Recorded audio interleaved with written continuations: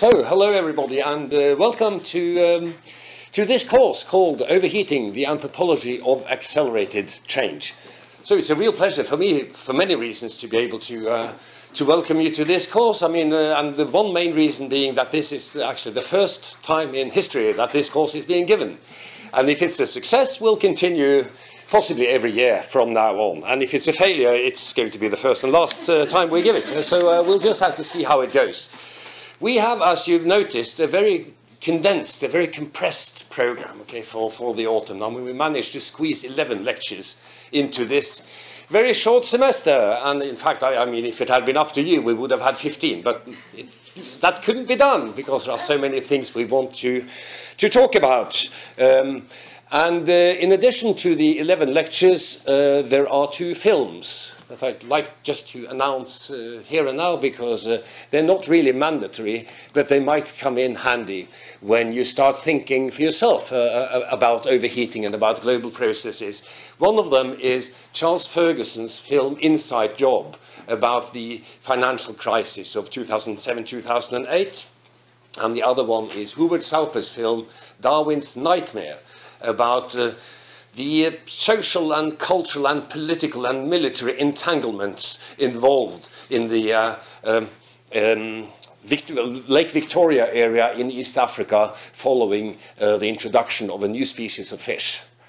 And so both of these are very good, acclaimed, award-winning documentary films. And one of them is going to be screened in September, the other one in November, immediately after the lecture. And you'll find it on the program if you haven't already seen it.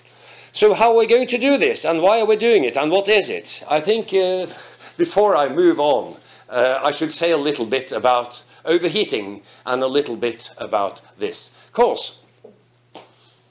I usually don't use PowerPoint, okay? I'm going to use a little bit of PowerPoint later on. And I managed to sort of get it revved up and started, but most of the time I just talk. Okay, so you have to get used to that. I mean, that's the way some of us are. I mean, we prefer talking. So, but certain things can be illustrated. So I will not preclude the possibility that I'll be using a bit of PowerPoint later on as well. And some people, some of my colleagues are really good at using PowerPoints. I'm not. So you just have to understand and realize and accept and live with our own limitations. So overheating is a word which maybe to some of you it somehow connotes climate change, okay? Because it's about heating up, it's about warmth, it's about, you know, the humanly sort of generated increased heat on the planet. And yes, this is one interpretation, one understanding of overheating. But the term as such refers to, you might say, speeding up, acceleration, because heat in physics is just another word for speed. You know, you rub your hands together like this, okay? I mean, which we do now and then in this part of the world, okay? And they warm up, right? And if you could rub your hands together really fast, they'd eventually burn up. So sooner or later, they'd be overheated. Now, it's not humanly possible, at least I don't know anybody who's capable of doing that, rubbing your hands together so fast that they burn up. But the point is that we live in an era where there is a lot of, you might say, hands being rubbed together really fast. There is a lot of accelerated change, a lot of fast change. And I'm going to give you some examples of that in a little while in the lecture, and this is one reason I've got these slides. But before that, just another few things about overheating.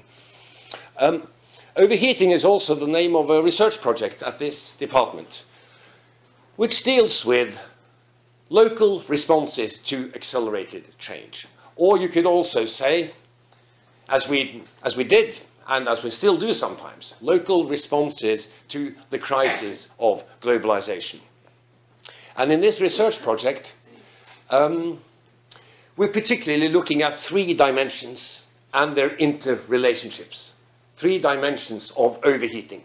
One of them, the overheating of the economy. Overheated economies. Economies where transactions and growth and change take place so fast that one somehow seems to lose track of what's going on. And these economies are extremely volatile, and they create bubbles, they result in crises, they create momentous changes in many local communities worldwide. And they're unpredictable. And as a matter of fact, in the world of international finance, a sort of overheating related terminology is sometimes being used. For example, when bankers talk about the financial meltdown, you know, a meltdown, okay? I mean, the economy got so hot that it melted down. That happened on Wall Street a few years ago. Or when they talk about the need to cool down the economy because there's too much investment and it may lead to inflation or to unemployment, the need to cool down. So the overheating of the economy, one of the aspects that we're looking at, fast change in the economy. And there is fast change. And if you don't believe me, I'll show you in a little while, okay? Worldwide, tremendous change. Whether we take a 200-year perspective, as some of the authors on the reading list do, I mean, one of the articles I asked you to read before this lecture, they take a 200-year perspective, whether you do that, or whether you just take a 50-year perspective, or even if you just look at the world after the turn of the millennium, you get the sense that something is speeding up, something is taking place faster than before. And what these things are, we're going to look at more closely later on. So that's one dimension of overheating. Excuse me. Another dimension, another main dimension being that of the environment. Overheating in the environment. Well, obviously, literally, climate change is a form of overheating, global warming, humanly induced global warming. That which has led some people to begin to talk about the Anthropocene as a new geological era, starting roughly around the time of the Industrial Revolution. I have more to say about that later on, but clearly overheating in the environment, but also environmental changes, which are also taking place fast, which may not necessarily be those of global warming, but simply fast, uncontrolled, unpredictable, volatile change in the environment. And then you have the relationship between economic change and environmental change, which is crucial. And it could be said, perhaps, and in this article that I've written, which you've been asked to read also before this lecture, and those who haven't may want to read it afterwards. I'm talking about the double bind between growth and sustainability. That somehow, at this stage, as it were, and in this era, in global society, I'm not talking about everywhere, I'm talking about global society, the fast-moving, powerful parts of the world, there is a sense in which one tries to have it both ways. One tries to continue economic growth while at the same time being ecologically sustainable. But it can be very hard to have it both ways. And sometimes one has to make a choice. Or sometimes one doesn't even make a choice. Things just happen. So the contradiction or the tension between sustainability and growth, very fundamental. At the roots, of course, of the green movement worldwide, but also on the agenda of many political movements in both North and South. And thirdly, the third large sort of family of issues that we're looking at, also closely related to these three, identity. The fast changes in the world, which lead, in many cases, to a broad range of responses in the realm of collective identity. Because people may ask themselves, how can we continue to be the kind of person we want to be in this world which is so different and so alienating and so strange and so new? Maybe we have to invent a new way of being human, or maybe we should try to return to some of the old ways, or maybe we should at least try to keep something in the past in order to create a sense of continuity with the past. In a world of newness, pastness becomes a scarce resource. There's a wonderful book by an English anthropologist, historian, who wrote a very famous book in the late 1980s called How Societies Remember. This is Paul Connaughton. Paul Connaughton, okay? A very famous book in the 1980s called How Societies Remember, which is about social memory.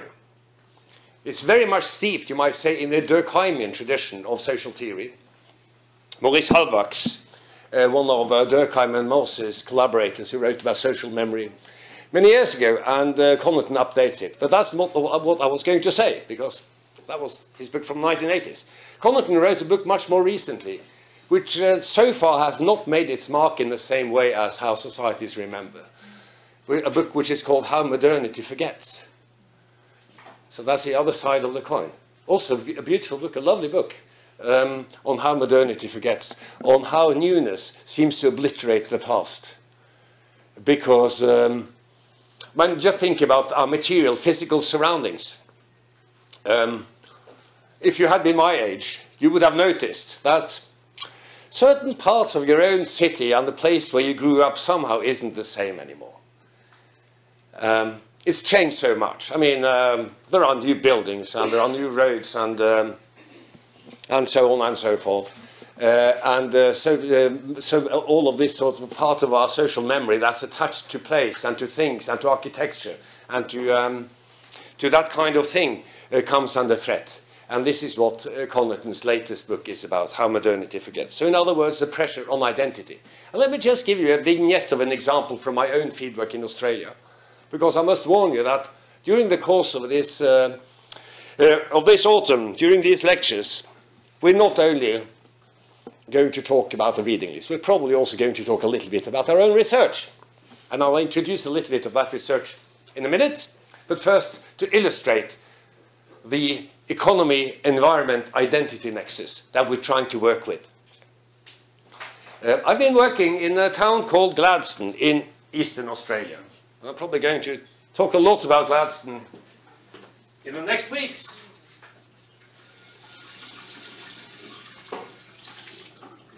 So why not draw up a map of Eastern Australia just to show you where it is.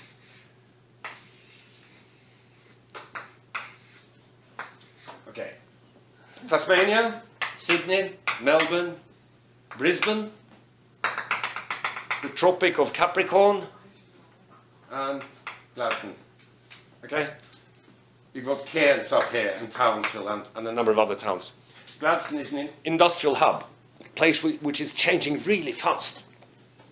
And where people who live there, they're very modern people in the sense that they're somehow committed to change. They accept change.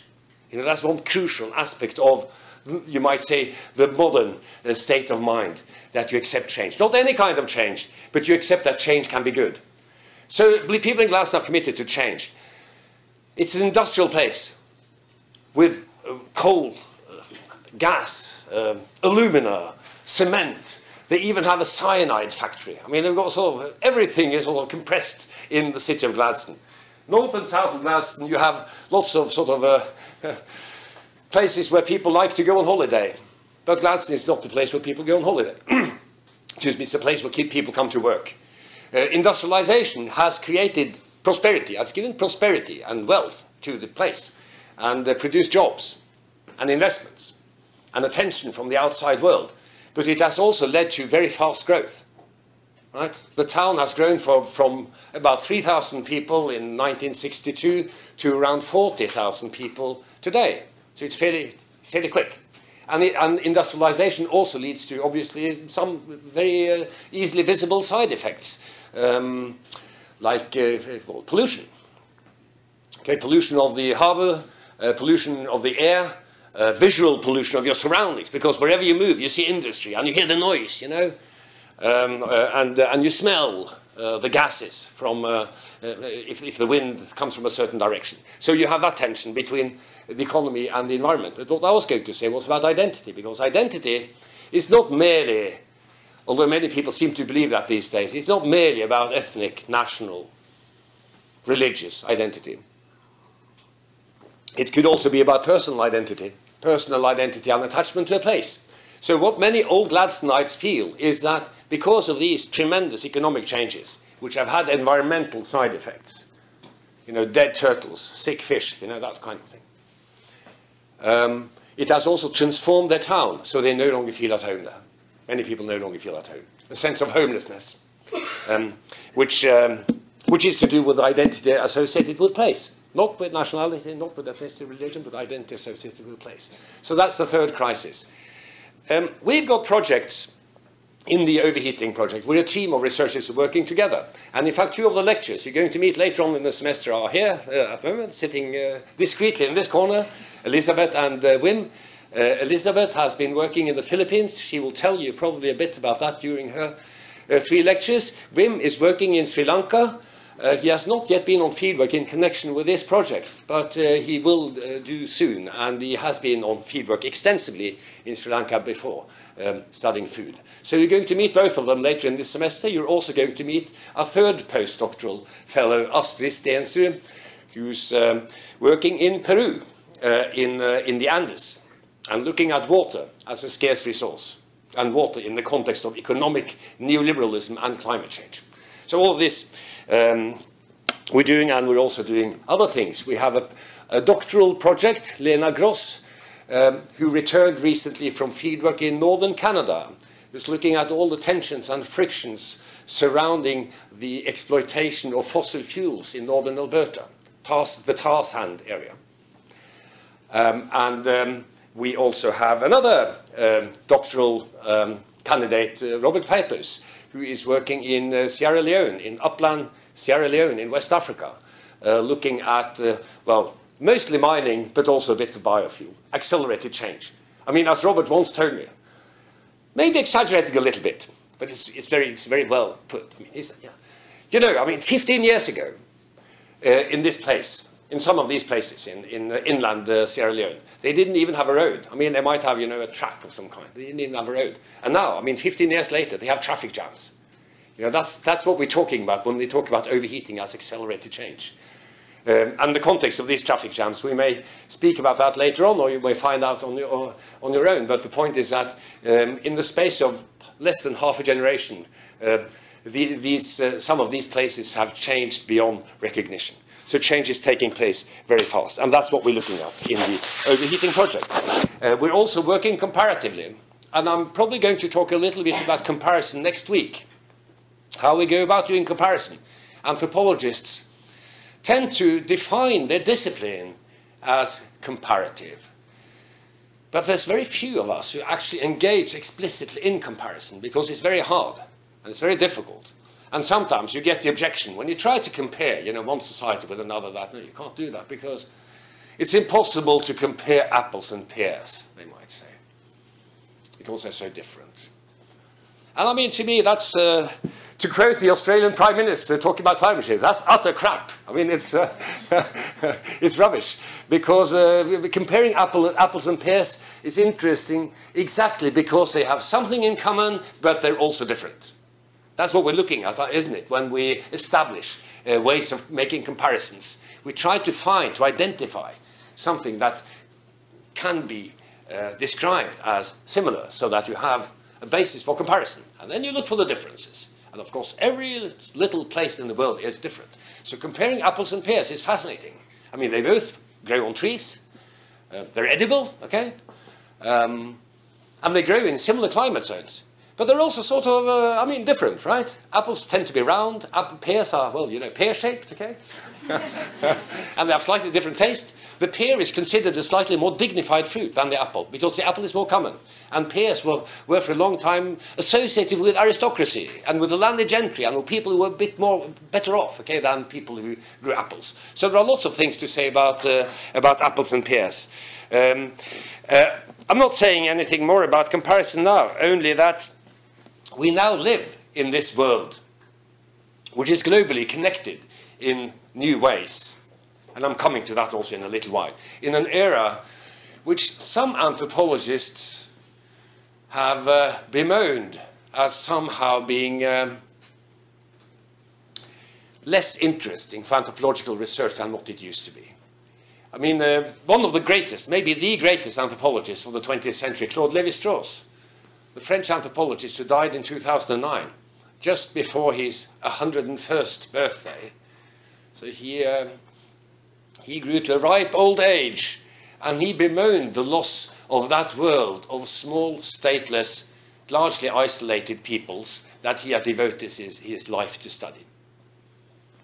And I mean, in the program, Bachelor program in anthropology, you are exposed to, and you become familiar with some of Levi-Strauss's writings and some of the writings of people who have been deeply influenced by Levi-Strauss.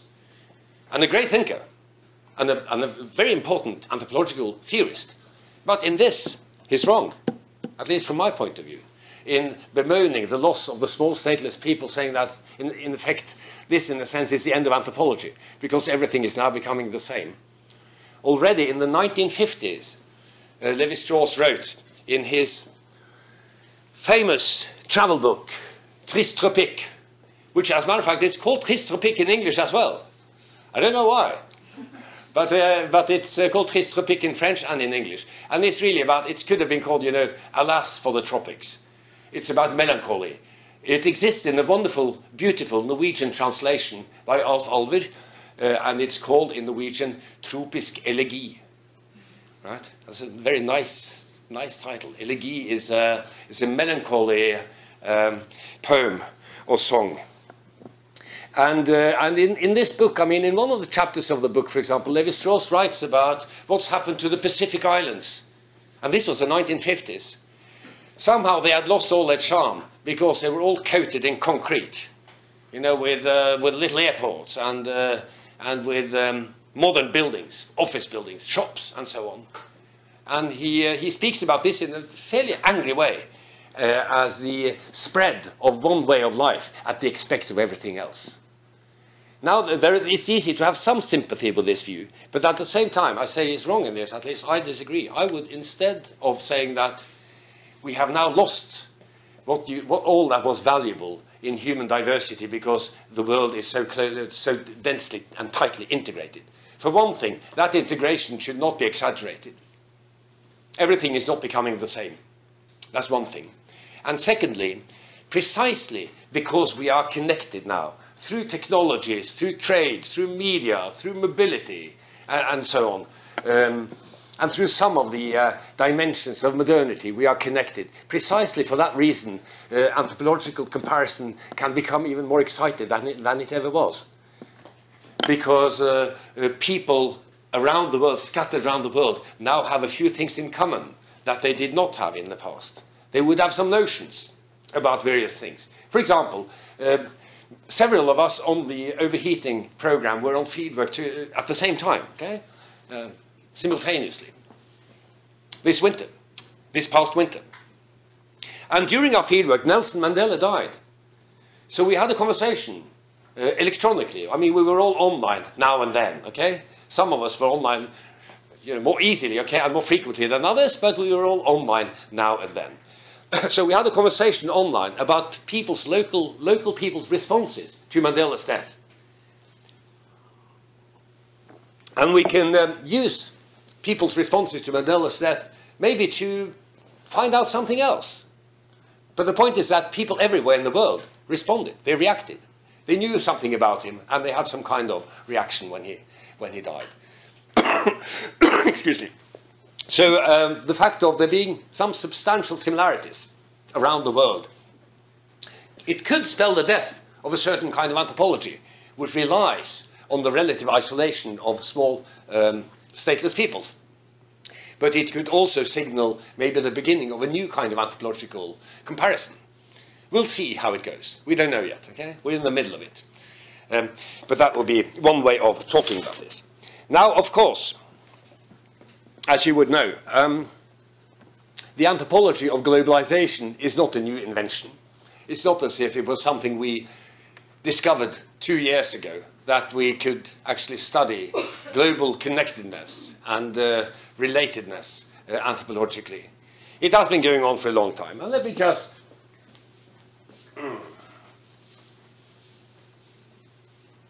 mention some older anthropologies of globalization. You have a fairly comprehensive text in your reading list. And again, one of the texts which is on the list for today's lecture by Eric Wolf. It's not, is this anthropology? I mean, some might ask. Is it anthropology? Maybe not. I mean, it's a kind of history. It's about the 19th century.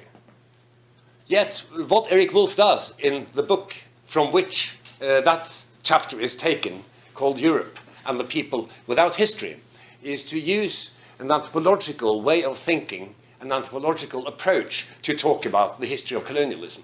Because as you'll notice, his interest in how colonialism, this big sort of beast of imperial expansion and the global spread of capitalism in the 19th century, how it affected people locally. And to put it very briefly, how it affected people locally was differently. It affected people locally differently in different locations. And his interest in those different locations. And that's what's peculiar about anthropology. And that is why this, although accelerated change and overheating might have been the heading of a course in sociology or in human geography, this is not a course in sociology or human geography, because we are, at the end of the day, primarily interested in people who live in local communities, and they are different. So, but Eric Wolf's book, Europe and the People Without History, is an anthropological way of talking about the makings, you might say, of the modern world. It's a work in some way of, I'll say a little bit more about it later on, but in a way it's a book about, it's a work of political economy, about how changes in economy and technology, particularly in the core areas of the most powerful parts of the world, how that sent ripples through the global system and affected anything from palm oil production in West Africa, you know, to the fate of small wheat-producing peasants in Eastern Europe. So that's one kind of. No, I'm not saying global. I'm saying, sorry, one kind of anthropology of globalization, which goes a few decades back. World system, you know, see, world system. World system theories. Okay. Many of them influenced by Marxist theory, but not all, concerned with making sense of the spread of capitalism. And anthropologists have been, I mean, this has been sort of carried out in various localities by anthropologists for several decades. So that's sort of one kind of anthropology of globalization. Another kind of anthropology of globalization, which I think one might want to keep separate, because it's a very different kind of project, you see.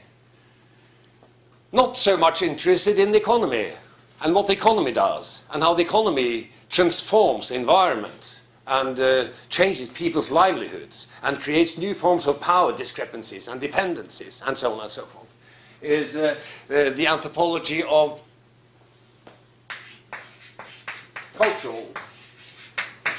cultural aspects of globalization.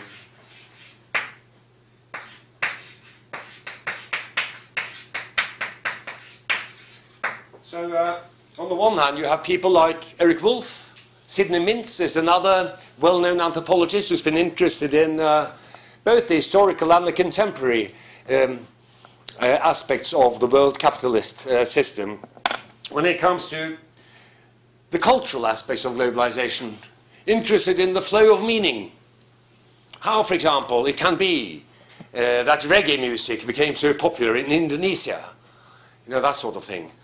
Or what are the implications for the English identity that the English working class no longer goes out to eat fish and chips, but they go to a curry house to eat vindaloo curry, you know, that sort of thing. Hybridity, you know, new cultural forms which result from mixing. So typically, if Eric Wolf were to write about the legacy of slavery in the United States, which I don't think he did, but he might well have done it, drawing on world system theory, primarily interested in the economy, he might have written about the growth of a permanent underclass, the lack of property, the fact that black people didn't have property. I mean, sort of fundamentally material factors. Whereas if Ulf Hannes or Ajay Padarai were to write about the legacy of slavery, they might well have written about jazz and blues, which is also a legacy of slavery. You see the difference? So these are fairly different approaches to the global, sometimes complementary, sometimes they can be combined, but they go back a few decades. That's the point. So it's not brand new in any way that we're interested in. Oh my, I've spoken for a few minutes already. Okay, yeah, well, never mind. We'll be all right. No problem. I was just going to make a sort of 5-minute introduction, okay? But we're fine. I mean, we have, do you realize on this course we have 990 minutes of lecturing, okay? So I'm sure we'll have enough time. 11 lectures, 90 minutes each. Okay, right, so that's the cultural. But then there, to this could be added more recent and current research on, for example, the mobile phone, on the internet, on new information technology. But there is even an older, and let me just mention that as well, while I'm at it, in the history of anthropology, even an older tradition of thinking in terms of connectedness, mutual influence, and transnational bonds and ties, namely that school of research which was known, or has subsequently, I mean, retrospectively become known as diffusionism. Okay. Right. I mean, it's a term that you nowadays only come across in books that deal with the history of anthropology. And the general sort of message is that, the diffusionists were wrong. So diffusionism was abandoned in 1923, or maybe in the fall of 1922. Okay? That's the sort of the main hegemonic story about diffusionism. Now, but what was diffusionism about? Diffusionism was a branch of anthropology and cultural history. One didn't distinguish so much between anthropology and cultural history in the late 19th, early 20th century, which was concerned with the spread of cultural traits from one place to another. Okay, the spread of cultural traits, the way in which different areas influenced each other through migration or trade or conquest through war or other kinds of contact. Seems reasonable to me.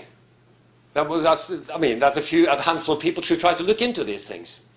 But diffusionism was sort of brutally and unceremoniously rejected in mainstream anthropology, in the anthropological centres of, especially in the UK, and subsequently in the US and France, in the interwar. Yes, not so much in Germany. Germany had its own itinerary, but I'm not going into that now, because this is not a course in the history of anthropology, okay? But you can find out about this elsewhere. But diffusionism was discarded for a number of reasons. The leading lights of British social anthropology in the 1920s, Radcliffe Brown and Malinowski, they didn't agree on much, and they were rivals. You know, they were competing, okay, for prestige and symbolic power, and students, and headlines, and medals, and glory, okay, and so on. But they agreed on a number of things, and one of the things they agreed about was the futility of diffusionist research. Because, as they said, or as Radcliffe Brown put it very clearly, we have so little actual knowledge about the past of these societies without written records. They have no archives, right? Stateless societies with no script have no archives. So whenever you begin to talk about their history and about how one phenomenon could have spread from one place to the next, what you end up with is what Radcliffe Brown speaks of as conjectural history. You have to imagine what these connections could have been like, because you can't know. The sources are too poor. And besides, the fact that you have a certain cultural cluster of various practices or handicrafts or whatever in one place, and you find the same in another place, does not really mean that it's moved from that place to the other. They could have been an intermediary, or they could have been invented independently of each other. I don't think there are many people these days who really believe that the Egyptians went to Central America. I mean, there were a few people who did, okay? Let's not mention names. But you see what I mean? There are pyramids in Central America, there are pyramids in Egypt, i.e. there must have been contact. So it was considered bogus science with no proper documentation.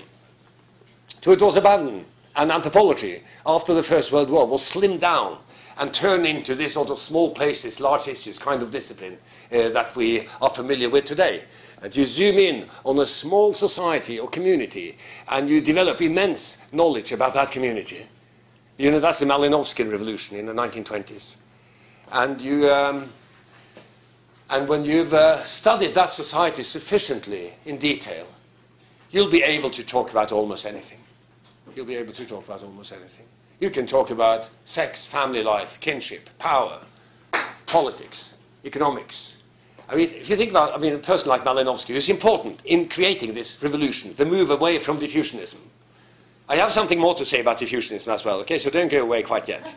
But just an aside about Malinowski, just to illustrate what happened to anthropology, and especially what we could talk of as North Sea anthropology, or which Norway is part. North Sea anthropology, okay, centered around the UK and that part of the world, because France and the United States, slightly different. Not that different, but slightly different. What the sort of the objective in Malinowskian anthropology was to study a small society in sufficient detail to be able to talk about every aspect of it. Speak the language fluently, know all the ins and outs of what's going on, so that you turn anthropology into a science.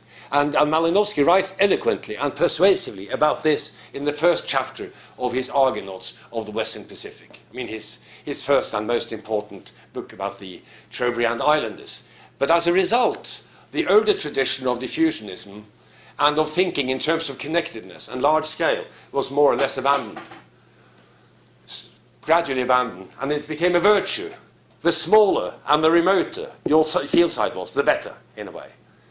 Now, what we're trying to say now is that, or rather what I'm trying to argue, is that some kind of diffusionism has returned already through an interest in global connectedness, through the kind of research that, for example, people like Eric Wolf and Sidney Mintz carried out in the 1960s, 70s, and 80s. Yes, of course there is diffusion when the cocoa, I mean, which is an example in the chapter by Wolf that I've asked you to eventually take a look at. When the cocoa tree, which is American, it's Central American, when it's transplanted to West Africa, and it totally transforms the livelihood of hundreds of thousands, millions of people in West Africa. Of course, this is a form of diffusion. Right? And of course, I mean, when reggae music becomes popular in Indonesia, of course, that's also a form of diffusion. It's locally adapted. It's turned into an Indonesian form of music, but still it's a form of cultural diffusion. So it would be ludicrous to pretend that diffusion doesn't take place. And I guess nobody does. But diffusionism as such was discarded for methodological reasons, and these methodological reasons are no longer there, because we can perfectly well now study the spread of cultural phenomena. But there is a big, but here, because nothing is ever the same in two locations, because the context differs. Right? So every place remains unique.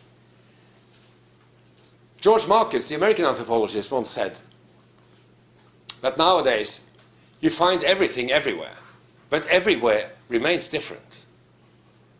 He's exaggerating a bit again. You don't find everything everywhere, okay? But you see what he means, that every local configuration remains unique and it remains different, because the same phenomenon means something different in two societies. There's a whole little cottage industry now. I mean, since we talk about connectedness, comparison, and cultural diffusion, there's a whole little cottage industry now of people studying McDonald's restaurants. I mean, they have their own workshops, and they compare notes and having a good time comparing McDonald's restaurants worldwide. And it turns out, as you probably already know, that McDonald's means something very different in Moscow from what it means in Taipei. And it means something very different in Japan from what it does in the United States. But it's considered, in some sense, local in all of these places. And in Russia, in Moscow, McDonald's restaurants became localized surprisingly fast, because they had no McDonald's there before 1991 or 1990. You know, the opening up, as it were, or the end of Eastern European communism immediately caught the attention of McDonald's, and they wanted in, you know, we want to take Moscow. So it's quite new. But in the space of just a few years, it became a staple sort of part of the Muscovites' way of life. McDonald's was not part of your cultural horizon. It became a Russian thing. And there's a book called The Macdonaldization of Society, which is a fun book. by an American sociologist called George Ritzer, where he says, I mean, in the beginning of the book about McDonaldization, that he hears about students from Japan who come to Chicago and are flabbergasted at discovering that there are McDonald's in Chicago because they always thought it was Japanese. Because they had this assumption that, yeah, I mean, it's always been there, it's part of our... So anyway, this, diffusion. Yes, of course we study diffusion, but we have to do it with caution, because every phenomenon that travels, it is being recontextualized, and it changes its meaning. Okay, so what's peculiar about overheating? I mean, I'm not saying that, yes, I mean, there have been concerns with the local and the global, and with large-scale processes, and with history for a long time in anthropology. So what's peculiar about the kind of perspective that we're trying to develop? I think I've already said a few things. I was going to show you some slides, but I won't have the time, so we'll do it just after the break. And no worries, as we say in Australia. No worries, because we have lots of time. Okay. Yes. I mean, that's a focus. We have a focus on speed. That's one thing. That the speed of the rate, the speed of change in many parts of the world is simply, it's somehow it's almost as if modernity has set in an extra gear. Yes, modernity has always been associated with change, and with fast change, and with speeding up. But it's speeding up even more. So that's one thing that we're looking at. Another thing that we're looking at, and that we're going to sort of try to develop through the course of these lectures, is that of connections. Connections between localities. Not just connections between locality and something global at a higher level of scale. It's not just me and then the global, okay? And you and the global, but it's also me and you. Connections between the sites, between the various sites, because they sometimes exist. People also often are concerned with the same ways. They worry about the same things. Or they may not worry about the same things. If you take a global topic such as climate change, you'll find this sort of connectedness between various sites where there is a concern with climate change.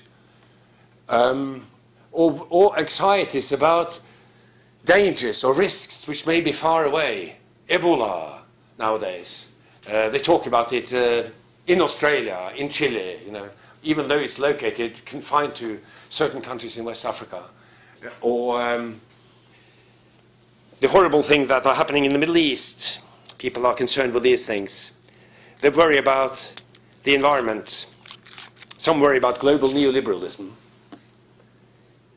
And there's been a change, in some communities very recently, and I'm coming to that just after the break. So that's another aspect of what we're doing. And thirdly, we're very concerned with scale. Scaling up and scaling down. Creating scale in different ways. Now, scale is a deceptive word, because it's so common in everyday language that we think we know what it means.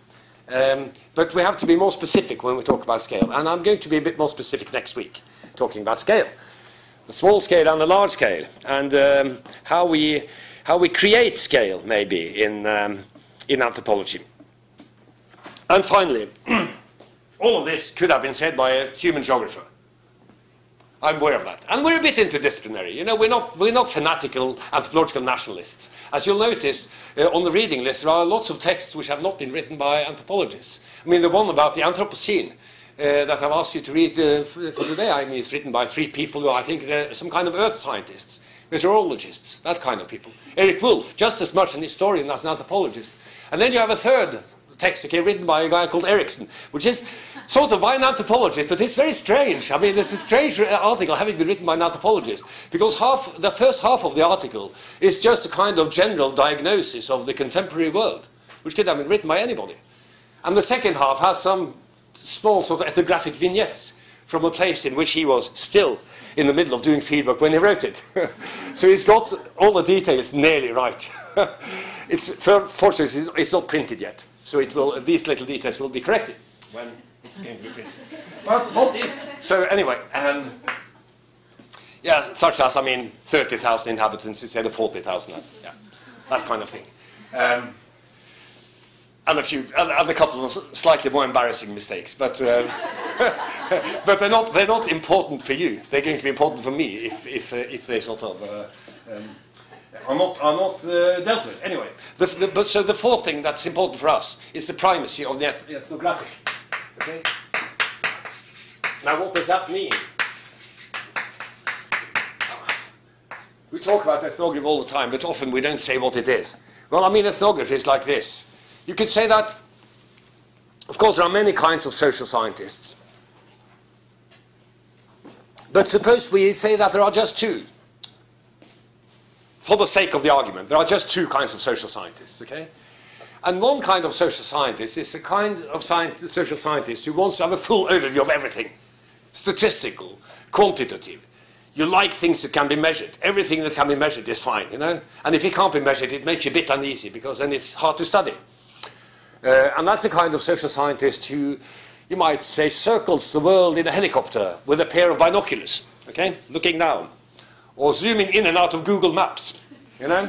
That's your vision, and then sort of it gives you a nice overview. I mean, you can see sort of where people live and how many they are, and you can count and calculate, and this is incredibly useful. And in fact, for the slides that I'm going to show you just after the break, we rely entirely on that kind of social science. The helicopter kind of social science, which is computational, quantitative, large scale. And as we sometimes say here, it's a kind of social science which teaches you very little but about very many. It teaches you very little about very many, because you don't really get to know how people feel about their lives, what their anxieties are, their worries, their values, what they believe in, what they think is going to happen when they die, what are their hopes for their children. You don't really learn that if you circle the word in helicopter. So then you need the other kind of social scientists, okay? And that's us. That's we come in. It's the kind of person who crawls around on all fours on the beach with a magnifying glass and trying to study not just the individual grains of sand, but is obsessed with the relationship between the grains of sand, okay? Because relations is, is a positive word in contemporary anthropology. So that's this contrast. And the point is that we're there, you know. We believe in that activity consisting in actually crawling around on all fours, because when you study local worlds, you discover that for all they may have in common superficially, they're unique, they're special. And if anthropologists are not going to convey that uniqueness, who's going to do it? In a world which is dominated by a few ways of talking and a few ways of thinking, which are hegemonic. So we represent in this respect a counterculture who champion the need for talking about that which is unique and local. Right. So I guess that signals time for a break. So what I'm going to do after the break is I'm going to show you a few slides and then talk a little bit more about ways of looking at accelerated change. And I'd be happy to have your questions also, so please just interrupt me if need be. So let's get started. So I've spoken now in the sort of the first half of this lecture, which is an introductory lecture on overheating, a little bit about global anthropology, just a few things about global anthropology, but there are also other global comparative anthropologies that I haven't mentioned, of course, and a bit about overheating and about our particular approach. Now, one of the things about overheating, as I said right at the beginning of the lecture, when you rub your hands together, I mean, what this creates, what we call that which it creates, apart from heat, it creates friction, okay? So one of the effects, one of the typical overheating effects is friction, tension, things which are being rubbed together, which were formerly not rubbed together, things which are being brought together, which was formerly separate. All of this happens through overheating. Okay, now, oh, here we are already. Ways of, I'm now going to talk about some ways of describing accelerations, different ways of describing acceleration. I think I'll turn the lights a bit down, is that all right? Like this? Is it better? Yeah. So I just wanted to illustrate some of the points that I was beginning to make before the break about the forms of accelerated change that we are witnessing on a global scale. Now, this kind of graph doesn't tell you anything interesting in itself about people's local lives. It's a gaze from the helicopter. It's a bird's eye view. This is a whole planet. It's somehow too big to understand. But it would make sense to suggest that, that if you are in the year 1800, there was 1 billion of us worldwide. Okay, there was 1 billion. Life in many communities would, for a variety of reasons, be very different from what it is here, when there's, well, here, when there's a little more than 7 billion of us. World population has grown by a factor of 7 in 200 years. So that's, and this is probably the most familiar exponential growth curve. And you see that it's predicted to flatten out. I mean, it has been predicted to flatten out. All exponential growth curves flatten out. I mean, epidemics, they flatten out sooner or later. You just don't know when. The number of mobile phones in any given country would also probably, sooner or later flatten out when everybody has one. But stupid me. I mean, I wrote a book in 2001 called The Tyranny of the Moment, in Norwegian Øyeblikket tyranni, which was about these exponential growth curves in the realm of information technology. And I said towards the end of that book that, well, the mobile phone curve will flatten out pretty soon in Norway, because now everybody's got one. And then just a few months after that book went into print, the first mobile phone with a camera was introduced.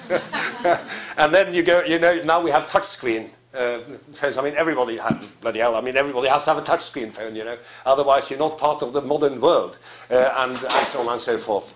And how also the longevity, the life expectancy, the lifespan of a mobile phone has gone down.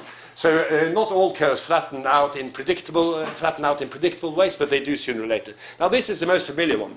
But world population has grown very quickly. But I'm coming to another eventually, which has grown even faster. But before that, internet use. That's also a very common growth curve from the mid-1990s, when hardly anybody in the non-rich world anyway had an internet connection. We now see how it grows really, really quickly. And as a matter of fact, as late as 2006, it was estimated that maybe between 2 and 3% of the African sub-Saharan population, excepting South Africa, which has a different history and therefore a different relationship to the modern consumerism, between 2 and 3% were connected to the internet.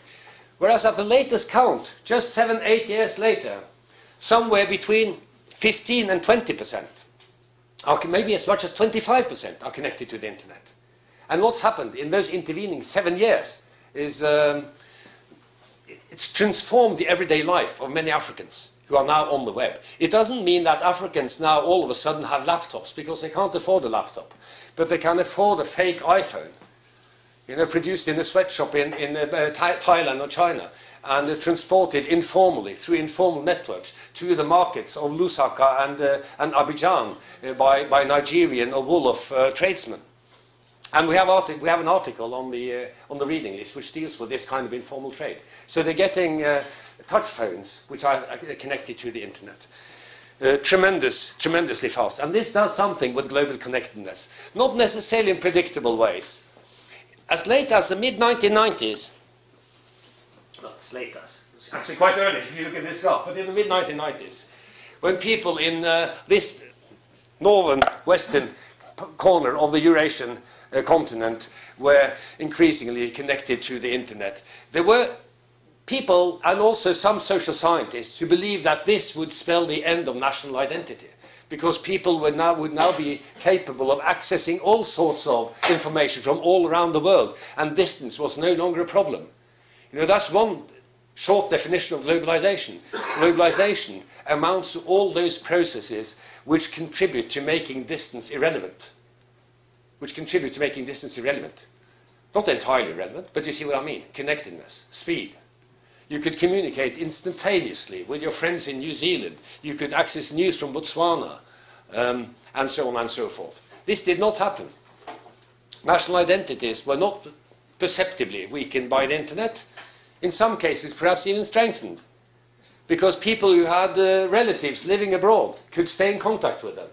So that Trinidadians, people from Trinidad and Tobago in the Caribbean, who had relatives in New York City and in London, could now suddenly continuously keep in touch with them and remind them that they should stay Trinidadian, you know, and strengthen their attachment to the homeland. So the effects of these changes are never on identity can never be predicted. They have to be studied empirically. And when you study them empirically, and that's one of the fun things about ethnography, you frequently discover that things are not what they seem. Things are a bit different, maybe even the opposite of what you might expect. But that's internet, and I don't have more to say about that now, because these are just some examples of exponential or fast change. International tourist arrivals. Well, as early as the late 1970s, okay, there were people in Northern Europe who were already complaining about the loss of authenticity on the Spanish coast. The Spanish coast was no longer as Spanish as it should have been, you know, because it was now full of English and German and Scandinavian tourists. And you got cafes there where you could get svenska köttbullar, okay, Swedish meatballs. There was ABBA music playing in the discos, you know, and the Irish theme pubs started to crop up. So there was a complaint that Mallorca and the Spanish Costa del Sol were no longer as authentic. Little did they know about subsequent developments, because at the time, late 1970s, the total number of tourist arrivals in Spain in any given year was about 15 million. We are now talking about, we passed the 1 billion global mark, okay, we are now talking about 60 million tourist arrivals in Spain every year. So in other words, it's been quadrupled in the space of about 40 years, which is it's actually quite dramatic. And it surpassed, the number of tourist arrivals globally surpassed 1 billion a couple of years ago. And the largest new category or group of tourists are the Chinese. And this has also happened in the space of just a few years.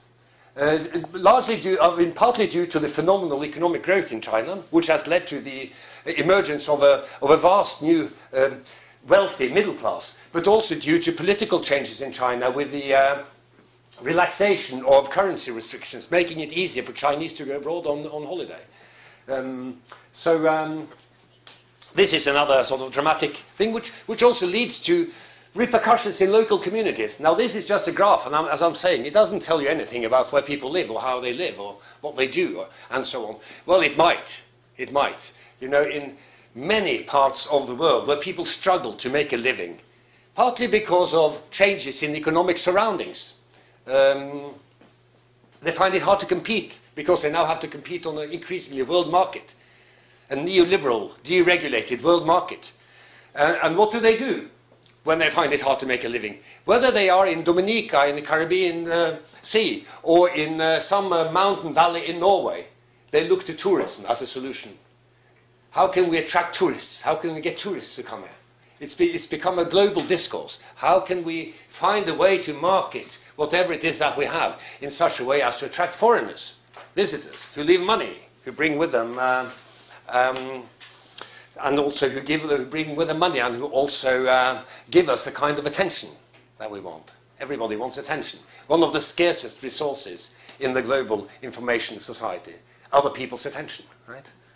So tourism, clearly, very important in lots of places. Even where I've been doing fieldwork in Gladstone, Queensland. Oh, I've erased them up.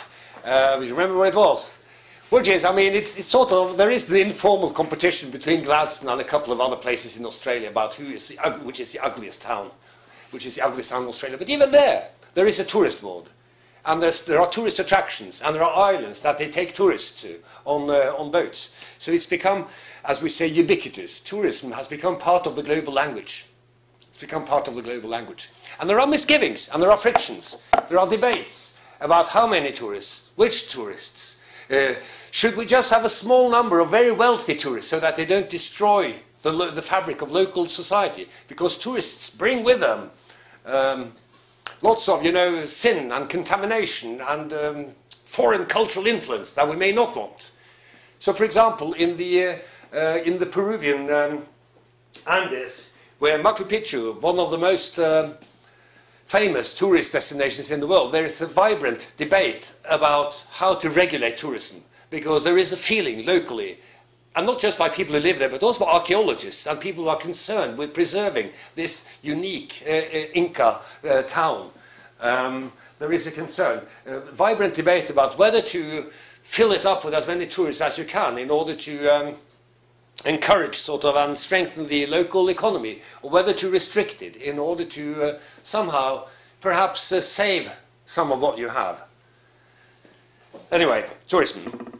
Yeah, world population, right. Urban share, okay? Well, in 1800, before the fossil fuel revolution, okay, before the, or rather at the very beginning of large-scale extraction of coal, which led to the Industrial Revolution, which was in fact a condition for the Industrial Revolution, and indeed a condition for the kind of life we live here. Without coal, you and I would not have been in this room, okay? We might have, but then they would have had to find another energy source, okay? You see what I mean? I mean, there was a legendary lecturer in history at this university who unfortunately died some years ago, Björn Kviller, and he always thought he was a materialist, okay? He wasn't too impressed by those who were focusing on ideas and on the Reformation and Christianity. So he would sometimes, when he started his lectures on modern European history, he would, in his pocket, a coat pocket, he would have a potato, okay? He'd drag out the potato, and then they would start his lecture by saying, modern European history is about the potato. And then he'd sort of make a credible argument for why that is, you know, how the potato transformed a European society. And I would say, you know, I cannot carry an oil well or a coal mine with me, okay, in my pockets. But I would say that if I were to choose one factor, what is modernity? I'd say modernity is not the Enlightenment. It's not Marxism. It's not Nietzsche and philosophy. It's not the internet. It's coal. Okay, modernity is coal. If I had to choose one thing. And the coal has been necessary for urban growth. And now you see, if you see, 200 years ago, around the end of the Napoleonic Wars, very few of us lived in cities. Most of us had to produce food for a living. We had to produce food the hard way. And today, more than half of us, according to people who pretend to be in the know, people are good at calculating these things, okay? The people up in the helicopters. According to them, we passed 50% in 2007. But let me use this figure as an example, as an illustration of the difference between different ways of studying the world. Because, yeah, that sounds good. I mean, sounds credible. More than half the people now of the world now live in towns and cities. But what is a town? What is an urban settlement? In Denmark, any village with more than 200 inhabitants is considered urban. And I don't know about Norway, where we set the limit. I mean, I'm sure. I mean, there is a town in Norway called Askim, okay, which was elevated to the status of a town, you know, some years ago. Had it been in China or India, it would have been considered a middle-sized village. I mean, not even a large village, but a fairly sort of middle-sized village. So what goes for urban varies from place to place. But the point is that, in general, they're right. But if you look at the details, you'll discover that being urban, or living in an urban settlement, means something completely different in China from what it does in Denmark. But still, there's been urbanization, no doubt about it. Which also means that there are cities in the world where, which might have been built, say, in the 1950s. I mean, let me just give you one example. Nouakchott, the capital of Mauritania. Take him out of Africa. Looks like this, right? Around here. Okay, and then you have the Canary Islands here. So all the boat refugees, many boat refugees come. Most of them are being sent back. Nouakchott is one of the ports that sends boat refugees to try to reach Europe, usually unsuccessfully. Anyway, Nouakchott was founded by the French in the 1950s as an administrative center for that part of French West Africa.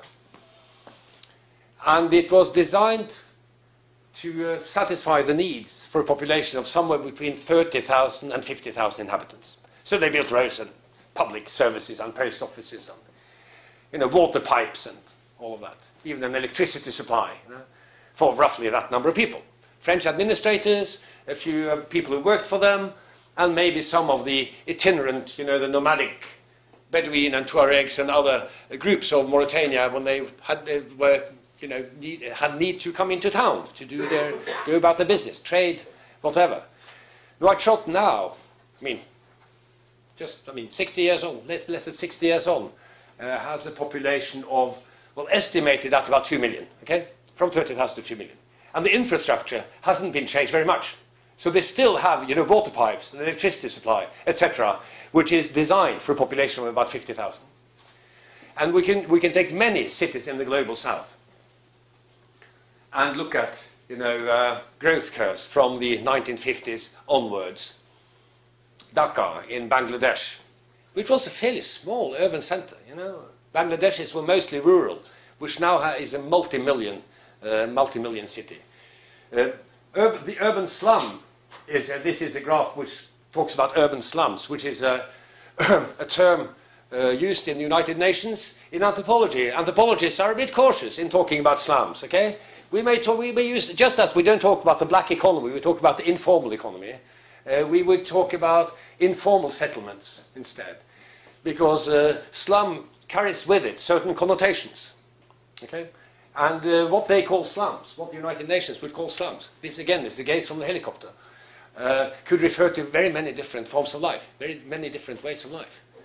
And as anthropological research has shown, people who live in an informal settlement in Lima or Nairobi, in some cases they may be better off than their cousins who live in the country. With a large, sprawling and chaotic, but existing and functional informal labour market, for example, where there are jobs.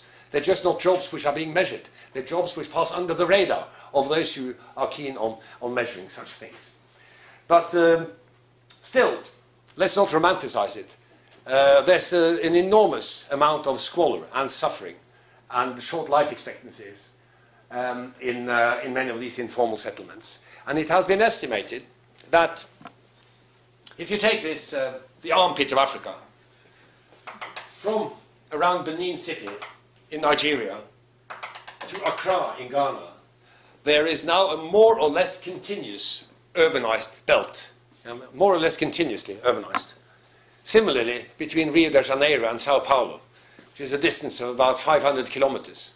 And we find cities in China which have sprouted up within the last couple of decades, which don't even have a traditional center to relate to, but which are somehow cities. They're urban. They are centered around factory work in many cases, and which may have a couple of million inhabitants. You have cities in the center of Africa which may have a couple of million inhabitants, and that you and I have hardly heard of. So things are happening fast. As I speak, things are happening. This is accelerated change. I mean, urbanization is one form of accelerated change. Okay. That we're also going to look into a little bit in the course of this lecture. And as you can see, the rural population here is virtually flattening out.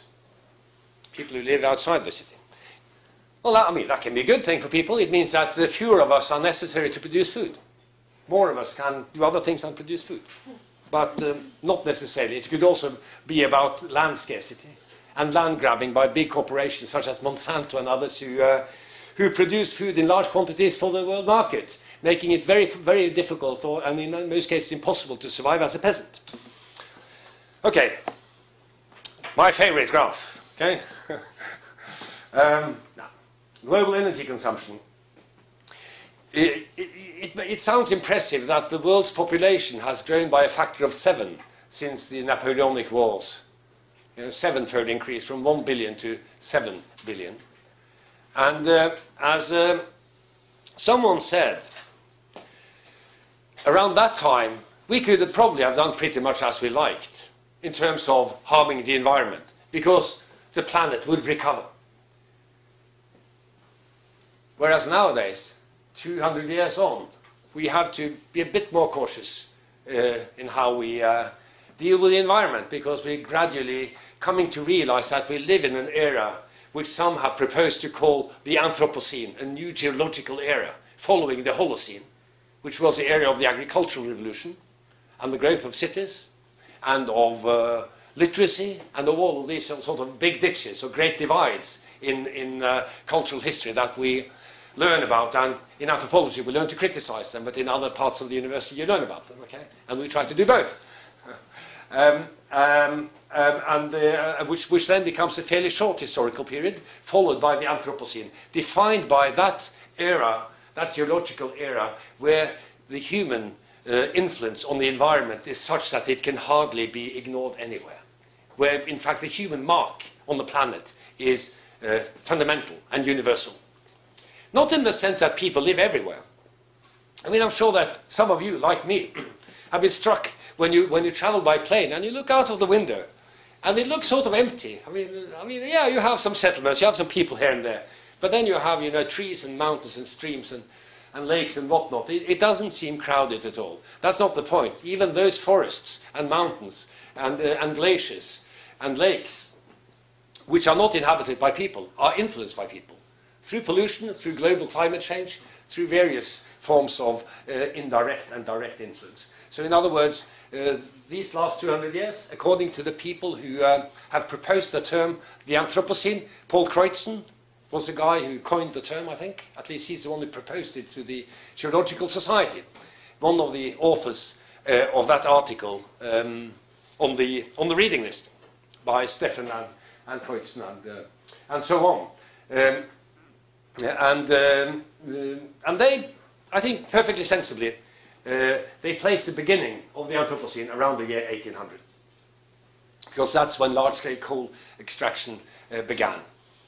And without the coal, there would have been no industrial revolution in the UK, because, yeah, I mean, you don't have to use fossil fuels in order to power a steam engine.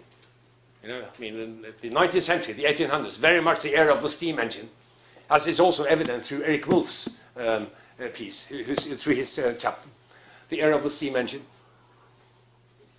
You can use firewood, but you would have to use a lot of firewood in order to generate a similar amount of energy to what you're producing through coal, because coal is this condensed, compressed, you know, very efficient form of energy. Easy to extract if it's just below the surface, and it generates a lot of power, generates a lot of energy. So had they relied on firewood in Britain at the time of the Industrial Revolution, around the year 1800, the country would have been deforested within a few years, and that would have been the end. You know, it would have been Easter Island, okay? Not a tree left. And you'd ask yourself, what are we going to do next? Well, we'll just have to go back to tilling the soil and using horses and oxen instead of machines. But instead, they discovered the potential of coal. And if you look at industrial history across the world, you'll notice that the oldest industry everywhere is located near large coal deposits. Large coal deposits near the surface. I mean, you have the Midlands in England, but you also have the Appalachian area in North America, in the United States. The Appalachians, that area which is now known as the Rust Belt, which stretches roughly from the Detroit area, okay, down through Ohio and so on, and down to Pennsylvania.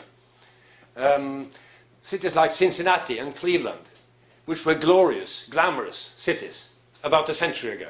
Cities of the future a century ago, and are now all but forgotten by the rest of the world. And in certain parts of Belgium, the Belgian and the Ruhr area in Germany, right, in northwestern Germany, also some very old industry, and in some other parts of Europe. So in other words, coal, industrialization, they work closely together. Now if you look at this, you'll notice that in spite of what many people believe, we haven't stopped using coal. It's not as if oil and gas have replaced coal. Oil did come in as a major factor quite late, okay, last 100 years or so, but coal has continued to grow, and it goes on, it continues. I mean, in Australia, there's a mining boom. They have a resources boom, slightly similar to that of Norway. They've been largely insulated from economic crisis for many years in Australia because they have so many natural resources, just like we have the oil. And a large part of that mining boom is coal. It's a growth in coal. Used domestically, 60 to 70% of the electricity in Australia is generated by coal, but also exported to China and Japan mostly, and a little bit to India. So, here you are. Population growth has been about 700%, but the growth in energy consumption since Napoleon has been about 3,000%, okay? A 30-fold increase compared to 7-fold increase. So yeah, population has grown fast, but energy consumption has grown even faster. Right. Yeah, and there we are. World per capita, here you can see that there's been... and notice the decline in renewable energy, okay, per person. That's on the bottom bluish bit is renewable biofuels. Now hydroelectricity is also sort of renewable. But anyway, there you are. Okay. Yeah. This is just the prognosis for continued energy growth. This presupposes business as usual. You know, this presupposes that we're not heading towards some major crisis, whether it be an economic or an ecological crisis, which would lead to all of these predictions, of course, being useless. But this presupposes business as usual. So, yeah, as you can see, continued growth is presupposed by the current global regime and by the current global way of thinking. Yeah, this is a nice one, isn't it? Carbon emissions by country, yeah. So, not surprisingly, now, some of you may wonder what this blob is, okay? That's South Africa. The South Africans are us. The rest of Africa as well, you see. Yeah, very different. Yeah, and this is also, I mean, quite interesting to look at certain parts of the world compared to other parts of the world regarding carbon emissions. Probably going to change a bit over the next 20 years. I think that this blob is probably going to grow a bit. This might shrink even further because the Germans don't, I mean this one, because the Germans are reverting to other forms of energy. But as it stands, this is what the world looks like. Now, why is Russia so small, so thin? Because it's so thinly populated. This is not per capita, it's per country. So it's not entirely, I mean, justifiable. I mean, had it been per capita, Japan would probably have been a bit smaller and Russia a bit bigger. But you see the general message. Right. Now this is just simply, I've just taken the figure from Stefan Kreuzen's article on the Anthropocene, where they're trying to argue that we have in fact entered a new era, where yes, modernity has been around for a couple of years. If we say that modernity started not with Voltaire, okay, not with Reformation, not with the printing press, but with mass extraction of fossil fuels. I'm not saying that, I'm not trying to belittle the contributions of Voltaire and the printing press. I'm just saying that if you want to think about the driving forces in history, try to begin to look at energy and look at money and power subsequently, and begin with energy. And then you find that, yes, well, I've gone through some of these already, but some I haven't mentioned. Damming of rivers, it's quite interesting, isn't it? Fertilizer. McDonalds, yeah. The McDonaldization of the world. It's a little bit dated. Telephones, yeah, well, how about computers? TV sets, there are so many graphs, and they all look almost the same. They can all be made to look very, very steep and very exponential. So you realize that, yes, in a sense, we live in a new world. And let me just add one thing to this, to what I've been talking about, since I've now talked a lot about developments which have direct implications for the economy and for the environment, right? And with energy as a driving force. I'm saying that code is modernity. And if we're going to think beyond, okay, if we're going to think beyond in the 21st century, we have to find a new way of thinking about progress and development. And maybe this is something that anthropology can help with, because we specialize in looking at other people's visions, other people's views, and other ways of looking at the world. One of the most important things I learned as an anthropology student 30 years ago, okay, was that, and they didn't teach us that in sociology, you see. They didn't teach us that at at other departments here at the time was that everything could have been different. And it might have been just as good, just different.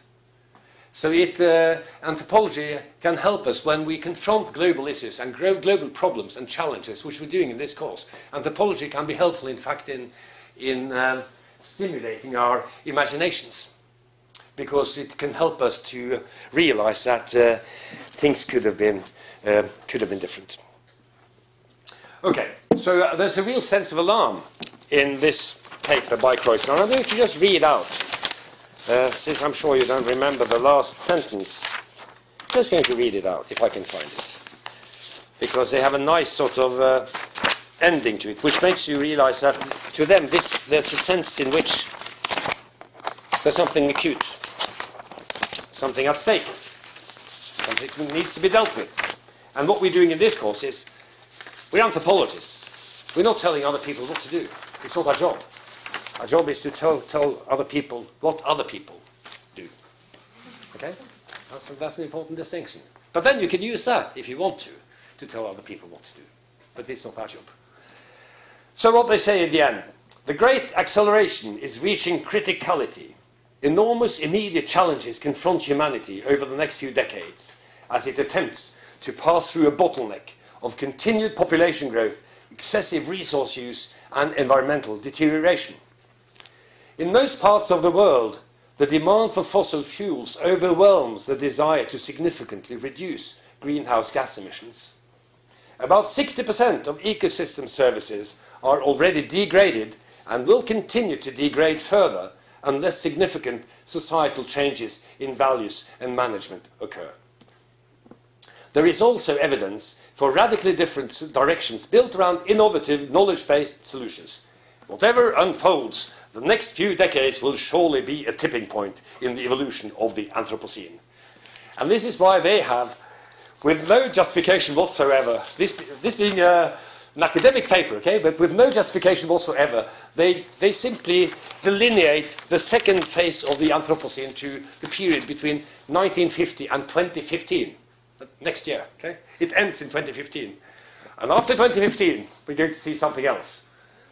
So in other words, this is engaged. It's policy-oriented.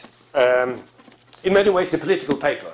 But I think a good one, because it brings out all of these exponential growth curves, which remind us of the fact that, this is a new world. And I should say something about identity as well, because I haven't. I mean, as I said, up before this long sort of footnote, I said that all of the examples I've mentioned have dealt with somehow the economy, the ecology, and relationship between them. One aspect of the economy I haven't spoken about is inequality. And we could make some fairly interesting, thought-provoking graphs regarding inequality as well.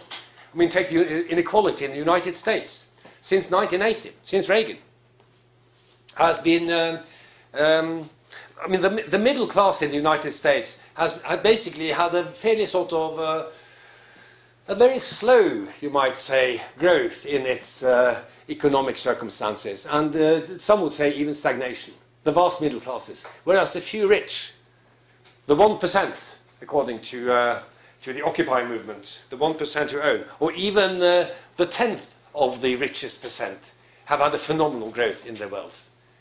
So the inequality in the United States and in other countries, the growth in inequality may have been less extreme. In Scandinavia, it's been less extreme, but it's been very perceptible here as well, the growth in inequality. This is a more unequal society than it was when I was sitting here listening to lectures in anthropology, okay? Perceptibly more unequal. Between countries, there is more inequality, with some exceptions, of course. I mean, you have the phenomenal economic growth of a country like China, I mean, which should not be taken lightly, because we talk about 20% of the world's population.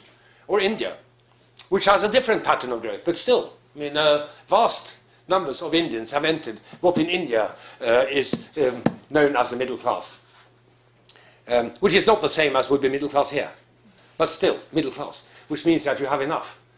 You may have a servant, you have a TV set, you have a motorbike, and you feel that you're upwardly mobile.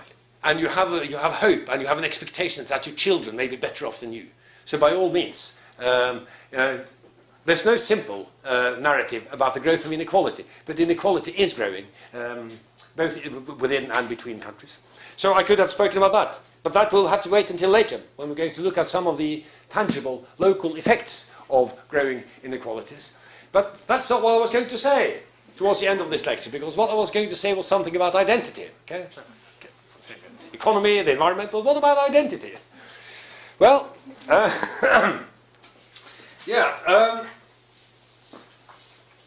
just one thing about identity, to which we will return later in this course. Rights politics, that sort of thing. But one thing is that if we look at one aspect of friction, one kind of friction and one kind of change, we could look at the international migration, waves of migration. I mean, let me just tell you one thing about what kind of world we're living in. Because we're trying, I mean, in this course, I haven't said this clearly before, but I'll be doing it now towards the end of the first lecture, in the hope that you'll be coming back next week. We want anthropology to matter. We want anthropology to make a difference. So we want to address some of the big challenges that are facing humanity. But we have to do it as anthropologists. You see, we can't do it as policymakers or as activists or as politicians. But we want anthropology to matter in that respect. So let me just tell you one thing. Since I mentioned those boats from Nouakchott, before I move on to the end. And I can now turn this off because, yes, that's the final slide. Yeah, no, that was not the final one. This is the final one. But the website, where there's additional material. I mean, there are interviews with us, there are little articles, little blogs, and links and so on. So, I wouldn't be disappointed if some of you were to consult our website. But think about a place like Tenerife, the Canary Island, popular holiday destination for North Europeans. And Tenerife is an interesting place because it's been a crossroads. It's been sort of caught up in all these frictions and tensions of globalization and modernity since the beginning. Okay, I'm now dating it back to Columbus. Right. Modernity, sort of, I mean, yeah. Cool, okay, but Columbus was also important, because it was a stepping stone on the way to the New World. So they went often via the Canary Islands on the way to the New World. And during fascism in Spain, before 1975, many Spaniards, many left-wing and unionized Spaniards who had to flee from the Franco regime, they went via the Canary Islands to flee to South America. So they made their way via Tenerife. So it's been a crossroads for many years. And we now see 3 waves of migration into Tenerife, which illustrate the kind of world in which we live. Okay, and the unequal opportunities people have to move. One wave of migration, that's us, okay, or our parents. Wealthy North Europeans who want to retire in a place with a nice climate and good food, okay, where they can play a spot of golf, you know, where they can sit on the terrace and sip the white wine, or maybe they can finish their articles finally because they're now retired, so they don't have to teach and do administration anymore, okay? That's also a possibility. So by all means, perfectly decent people also go to Tenerife, but they do, and they buy a terrace flat. That's the first wave of migration. Second wave of migration are the people who build these flats. And until the financial crisis, when construction somehow stopped, or at least it was decelerated, it was cooled down in Spain, until the recent financial crisis, it was booming. You know, Canary Island had the fastest population growth in all of Spain. And many of the people who came to the Canary Islands were people who were working in construction. And they would come from places like Venezuela, Peru, Romania, Poland, mostly Catholic countries, but from around the world, in the hope that they would get a better life and maybe the children could become EU citizens and have a better living, get a better living. And in some cases they succeeded, but they worked hard, you know, long hours, and not always well paid, but they did. Okay, the third wave of migration, those are the boat refugees from Africa, right? And they would pay as much for their passage from Dakar or Nouakchott in a rusty boat with a bad engine, crowded, with not enough water, with little food, with poor sanitary facilities. They would pay as much for that passage as you and I would pay for 2 weeks in a 4-star hotel. All costs included, you know, and the flight included. So that also tells you something. And most of these people would just turn back. And they hadn't just spent half a month's salary, like you and I might, to have a nice trip to Tenerife. They spent all they had, plus a lot more. And the parents had to borrow money. And yet they didn't make it. They made it to the shore, and they were then sent back. And some didn't even make it to the shore. So let's just think about these three waves of mobility into the Canary Islands as an illustration of the kind of world in which we live. So let's not have any illusions about the idea that globalization obliterates differences. Not in terms of culture, but nor does it obliterate differences in terms of the economy. But that's not what I was going to say at the end. I'd like to end on a more positive note, because a new form of migration that we're talking about now in the Western European cities, and in fact a new term has been coined to describe this new form of migration, is the term coined by my colleague Steven Wertevek, super diversity. Some of you may have come across it already. And I think it was needed. It is a little bit controversial, as are all new concepts, but I think it was needed. And briefly, what he says is that, yeah, I have to give you the short version because we don't have any more time, and there are other people waiting to get in. The short version is that in the past, in the 20th century migration from south to north, labour migration, etc., was typically of the kind people came from a few places and they went to a few places. Okay? They came from a few places and they went to a few places. Which meant that you had a cluster of people from Jamaica in Brixton, in London. You knew where they were and you knew where they were from. And they meet each other on the street, and when they last saw each other, they were in Kingston, in Jamaica. So you had these sort of little Gemeinschaften. In Tower Hamlets, in eastern London, you had the Bangladeshis, and you knew where the Indians were, and there was a Jewish community in northern London, etc. Whereas nowadays, people come from lots of places, and they go to lots of places. And they don't even stay on all their lives. The statistician's nightmare. You've no idea who the Poles are, how many they are, and when they live, or when they're going back, or if they're going back. I could have spoken about that at length as well, but just as a final illustration of the kind of world in which we live. Zygmunt Bauman, the sociologist, has spoken of it as a world in which people, everybody, is on the move. Exaggerating a bit, but you see what he means. It's about overheating, mobility, friction, and accelerated change. We're going to talk more about that. We don't have any more time today, so thanks for coming, and hope to see you next week.